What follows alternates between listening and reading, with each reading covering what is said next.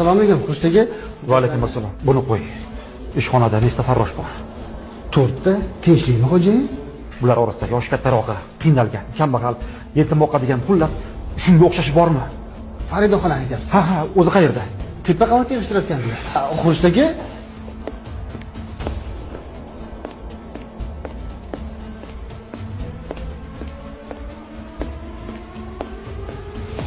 Assalomu alaykum. Voy, va alaykum assalom. Farida opa, sizmisiz? Ha? Yaxshimisiz bolam? O'tiring xola. Tinchlikmi? Tinchlik. Xola, ayting, nima muammoyingiz bor? Nolimayman, bolam. Hech qanaqa muammoim yo'q, bolam. Xola, tortinmasdan aytavering. Bolam. Meni dardim Allohimdan boshqasiga yuk bo'ladi. Farzandlarim bilan sinaldim. Sog'ligim bilan sinaldim. Qiyinchilik va yo'qchilik bilan ham sinaldim. Allohim meni shu qadar yaxshi ko'rar ekanki, hozirda yakka yolg'iz yodgorim nabiramga dard berib sinayapti bolam.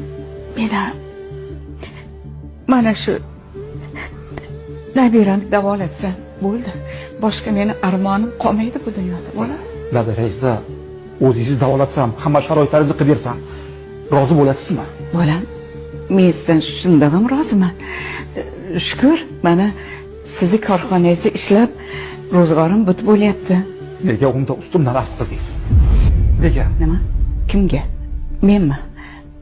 Siz meni hozir kim bilandir almashtiryapsiz shekilli. Men hech kimga ustidan arz qilmadim, bolam. Arz qilgansiz.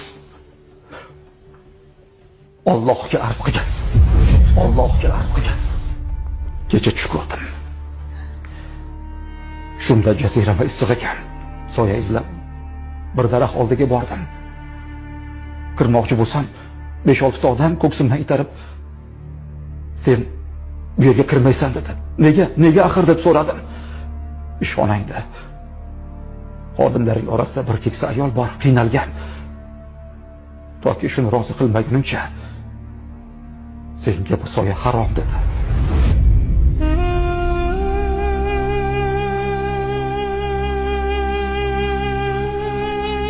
Xola, nega o'zimga arz qilmadingiz? Nega o'zimga? Bolam, men boshliqlar ustidan boshliq bo'lgan Allohimga duo qildim xolos. Mana